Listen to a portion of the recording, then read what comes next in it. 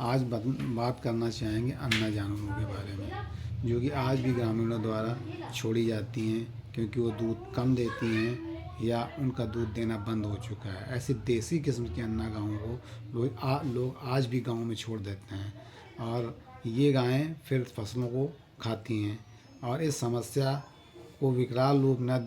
लेने पाए, इसलिए इसके एक स्वस्थ समाधान के बारे में बात करना चाहूँगा। जैसे कि पूर्व में आपको बताया गया कि जो है अन्ना जानवरों को नियंत्रित करने के लिए पशुपालन विभाग और ग्रामीणों द्वारा इनको पकड़ा गया और इन्हें दूसरे प्रदेशों में भेजा गया। वैसे ही आज बात करना चाहेंगे कि पशुपालन विभाग द्वारा इन्हें नियंत्रित किया जा सकता है, जिनमें से नर किस्म के जो सांड हैं, देसी किस्म के जो सांड हैं, इनका टैगिंग किया जाए और इनका बधियाकरण कर दिया जाए। इससे होगा ये कि जो मनचाहे तरीके से क्रॉस ब्रीडिंग होती है और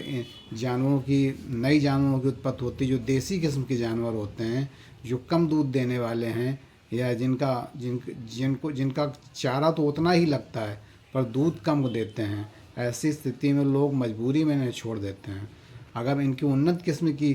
ब्रीड हो तो लोग नहीं इन्हें छोड़ेंगे, क्योंकि उसमें स्वाभाविक सी बात है कि दूध अच्छा मिलेगा, उत्पादन अच्छा होगा, पैसा अच्छा आएगा किसान के पास, किसान इन्हें छोड़ना नहीं चाहेगा। ऐसी स्थिति में इनसे निपटने के लिए एक ही व्यवस्था है जो सरकार चाहे तो अपना सकती है कि पशुपालन विभाग को निर्देश दे कि ऐसे नर सांड जो हैं जो देसी किस्म के हैं, इन्हें जाकर इनकी टैगिंग करे और टैगिंग इनके कान में एक ट्रैग लगाए और इनका बधियाकरण कर दे। ये काम बहुत बड़ा नहीं है, सीमित मात्रा में अब गाँव में हैं और ये आसानी से किया जा सकता है, जिनमें पशुपालन विभाग द्वारा सहयोग अगर दिया जाए तो ये काम बहुत ही आसान हो जाएगा और देसी किस्म के जो सांड हैं उनकी टैगिंग करके उनका बधियाकरण कर दिया जाएगा। ऐसी स्थिति में जो मनचाहे तरीके से क्रॉस हो जाता है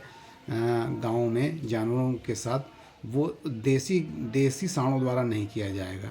अब बात आई जो गायें छोड़ी जाती हैं उनका फिर क्रॉस ब्रीडिंग होगा कैसे, तो उनका क्रॉस कराने के लिए उन्हें किसी न किसी के द्वारा छोड़ा जाता है और उन्हीं लोगों के द्वारा उन्हें पकड़कर पशुपालन विभाग के पास लाया जाएगा और वहाँ उन्नत किस्म के सांड के सीमेन द्वारा उनका क्रॉस कराया जाएगा। इससे धीरे धीरे इन गायों की नस्ल बदल जाएगी और नस्ल बदलने से जो नई जनरेशन तैयार होगी, जो गायों की नई एक कह सकते हैं उनकी नई जो बछड़े तैयार होंगे, बछियाँ तैयार होंगी, उनमें जो है उनका दूध अधिक देने वाले होंगे, अच्छे ब्रीड के होंगे, अच्छे नस्ल के होंगे। लेकिन ये एक दिन में संभव नहीं है, इसमें लंबा प्रयास करना होगा। हो सकता है कई पंचवर्षीय लग जाएं, क्योंकि ब्रीड धीरे धीरे संभलती है और धीरे धीरे ही डेवलप होती है। इसको करने के लिए पशुपालन विभाग आसानी से इसको कर सकता है और धीरे धीरे इनकी जनरेशन सुधर जाएगी, इनकी ब्रीड सुधर जाएगी। इससे होगा ये कि जब ज़्यादा दूध देने वाले जानवर होंगे तो लोग इन्हें छोड़ना नहीं चाहेंगे, इन्हें अपने घरों में रखना चाहेंगे, क्योंकि ये जानवर भी चारा उतना ही खाते हैं जितना देसी जानवर खाते हैं और देसी किस्म की गायें दूध नहीं देती हैं परंतु चारा तो उतना ही खाती हैं और जो उन्नत किस्म के जानवर हैं जिनकी ब्रीड अच्छी है वो भी चारा उतना ही खाते हैं लेकिन वो दूध अधिक देते हैं। तो इनकी ब्रीड सुधर जाएगी तो स्वाभाविक सी बात है कि लोग इन्हें छोड़ना नहीं चाहेंगे। इससे प्रदेश में दूध का उत्पादन बढ़ेगा, देश की प्रगति में सहयोग मिलेगा, प्रदेश की प्रगति में सहयोग मिलेगा और धीरे धीरे जो दूध के बढ़ते हुए दाम हैं वो भी कम होंगे, किसानों को लाभ होगा, क्योंकि किसानों के पास जो उन्नत किस्म की गायें होंगी वो अधिक दूध देने वाली होंगी, उत्पादन अधिक होगा तो लाभ अधिक होगा। ऐसी स्थिति में धीरे धीरे प्रदेश में जो है दूध का उत्पादन बढ़ेगा और उत्पादन बढ़ने से स्वाभाविक है खपत अभी भी उतनी ही है और खपत आगे और भी बढ़ जाएगी, लेकिन उत्पादन अधिक होने से लोगों को आसानी तक ये सब चीज़ें मुहैया हो सकेंगी और जब दूध आसानी से मुहैया हो सकेगा तो स्वाभाविक है कि दूध के दाम घटेंगे और घटेंगे तो महंगाई भी घटेगी और ऐसी स्थिति में लाभ हर तरह से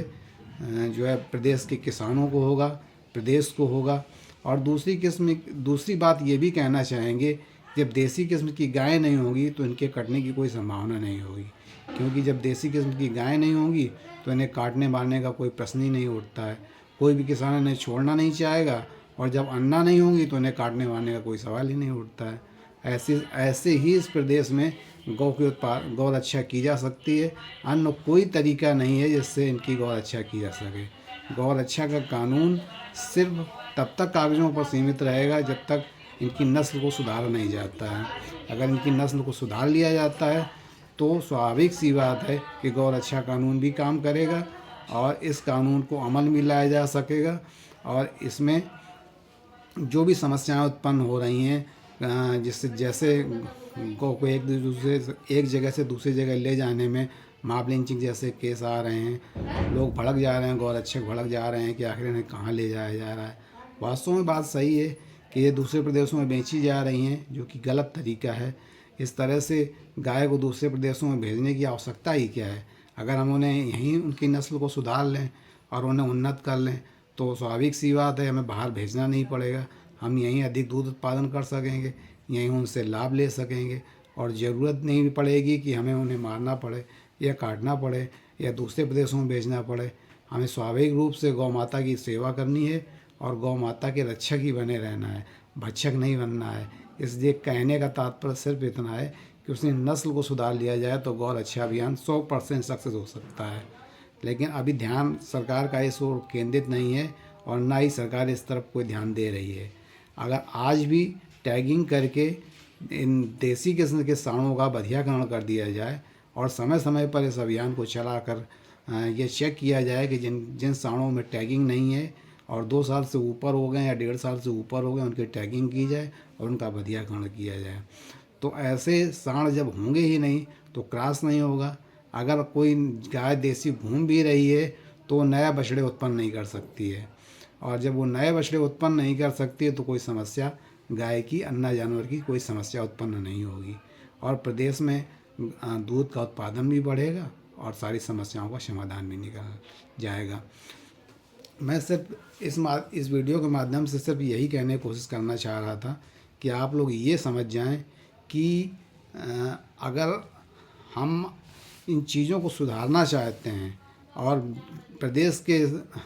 डेवलपमेंट में सहयोग देना चाहते हैं और स्थिति को बेहतर करना चाहते हैं तो हमें ये करना ही होगा, हर हाल में करना होगा। बस आज के लिए इतना ही। और वीडियो को अगर अच्छा लगा हो तो लाइक और सब्सक्राइब कर दीजिए और शेयर कर दीजिए ताकि अन्य लोगों तक ये वीडियो पहुंच सके और मेरी बात को समझ सकें। धन्यवाद।